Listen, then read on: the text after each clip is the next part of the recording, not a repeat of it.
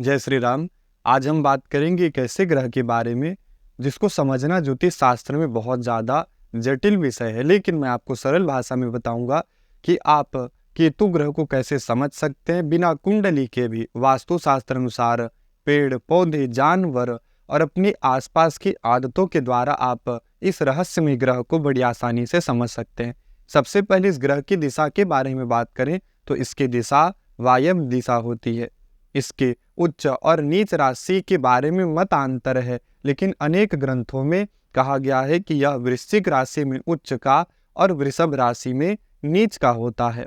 इसके शत्रु ग्रहों की बात करें तो बुध शुक्र शनि चंद्रमा शास्त्रों में कहा गया है कि इनके शत्रु ग्रह हैं।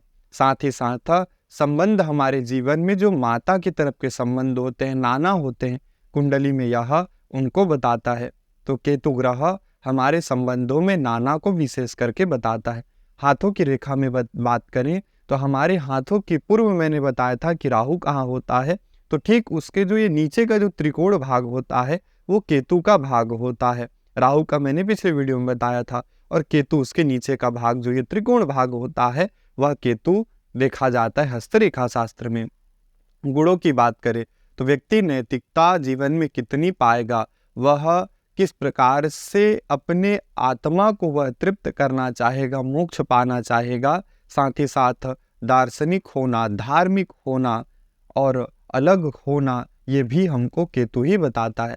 धार्मिक व्यक्ति अगर देखा जाए तो उसकी कुंडली में केतु स्ट्रांग होता है, या फिर जो लोगों को दूसरों के दुखों को दूर करता है उसके भी जीवन में केतु बड़ा स्ट्रांग होता है। हमें जीवन में अलग का अर्थ होता है मोक्ष, तो मोक्ष की प्राप्ति भी केतु ही कराता है। प्रोफेशन की बात करें तो ज्योतिष पढ़ने वाला व्यक्ति डॉक्टर, सॉफ्टवेयर इंजीनियर, केबल तार, कोडिंग करने वाला या धर्म गुरु जो होता है, टाइल्स लगाने वाला, टेलर, वकील, बिजली का काम, ये लोग केतु का काम किया करते हैं। धर्म गुरु का भी कार्य केतु का ही होता है, क्योंकि धर्म गुरु का कार्य होता है कि वह लोगों को इस सांसारिक माया से दूर करे, लोगों के दुखों को दूर करे। अगर शरीर के अंगों की बात करें तो हमारे शरीर में जो पित्त होता है, बीमारी में कैंसर, चोट लगना, आप देखेंगे केतु जिसके कुंडली में खराब है उसके शरीर में बहुत सारे कट के निशान होते हैं। कट का मतलब दुर्घटना से बना हुआ जो कट होता है उसके निशान होते हैं। पाइल्स की जो बीमारी होती है, त्वचा रोग, वायरल फीवर, बाल, मुंह और मूछ, गुप्तांग, ट्यूमर, नाखून, नर्व्स, इन सभी चीजों में केतु का प्रभाव होता है। अर्थात जिस व्यक्ति का यदि केतु खराब है तो कहीं ना कहीं उसके बालों में समस्या आ जाएगी, उसे वायरल फीवर अधिक ज़्यादा होने लग जाता है। एक गुणों की बात करें यदि हम केतु के बारे में, तो संत जो स्वभाव होता है वो केतु का होता है। राहु का स्वभाव आडंबर का होता है, लेकिन केतु का स्वभाव संत स्वभाव होता है।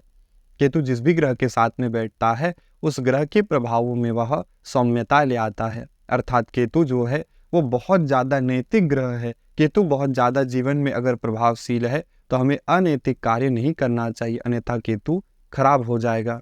संत जो होते हैं वो केतु के ही प्रभाव को जानते हैं। कैलाश पर्वत है, संस्कृत भाषा है, जितने भी चमकीले जगह हैं, कमल फूल है, जंगल, शिव मंदिर, गंगाजल, ये सभी के सभी केतु की ही वस्तुएं होती हैं। गंगाजल व्यक्ति को पवित्र करता है, उसी प्रकार केतु ग्रह भी व्यक्ति को पवित्र कर देता है। तो इसीलिए गंगाजल का उपाय, गंगाजल का तिलक करना केतु को शांत करना, केतु को प्रभावी करना होता है। जानवर और पौधों की बात करें तो कुत्ता जो होता है वह भी प्रभावित करता है हमारे जीवन में केतु ग्रह को। तो कुत्ते को नित्य रोटी खिलाने से यह ग्रह शांत हो जाता है। हाथी, नेवला, जोंक, ये सभी जानवर केतु के प्रभाव में होते हैं। अशोक का पेड़, बरगद का पेड़ और विशेष करके कुशा का पेड़ को केतु से जोड़ करके देखा जाता है। हवन में इसीलिए केतु की शांति के लिए कुशा की समिधा से हवन किया जाता है।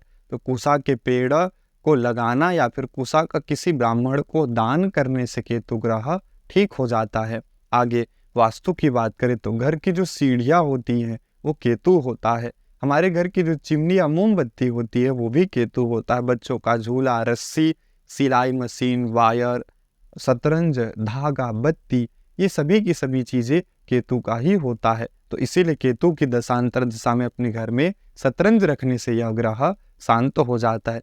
उपाय की बात करें तो भगवान गणेश जी की पूजा श्रेष्ठ उपाय है केतु शांति के लिए। हनुमान चालीसा का पाठ करना, हनुमान जी को सिंदूर चढ़ाना और मंदिर में घंटी का दान जरूर करना चाहिए। चना दाल का दान करने से यह ग्रह कृपा प्रदान करने लगता है। मंत्र की बात करें श्लोक की तो पलाश पुष्प संकाशम तारकाग्रह मस्तकम रौद्रम रौद्रात्मकम घोरम तम केतु प्रणमाम्यहम। इसका नित्य पाठ करना चाहिए केतु के लिए। और मंत्र की बात करें एका तो ओम स्त्राम श्रीम स्त्रौम साह केतवे नमः। इस मंत्र का जाप भी जरूर करना चाहिए। केतु एक दिव्य ग्रह है। जिसने भी इस ग्रह को समझ लिया, आप मान लीजिए उसने जीवन की सत्यता को जान लिया। राहु जहाँ हमें छलावा दिखावा बड़ी चीजों की तरफ आकर्षित करता है, तो केतु हमें सत्य की ओर आकर्षित करता है। इसीलिए इस ग्रह से भयभीत होने के स्थान पर अगर आप इस ग्रह को अगर अपने जीवन में उपयोग करना प्रारंभ कर दे, इस ग्रह के गुणों को प्रारंभ कर दे अपनाना, तो आपसे बड़ा इस संसार में कोई ज्ञानी और संत नहीं हो सकता है। जय श्री राम।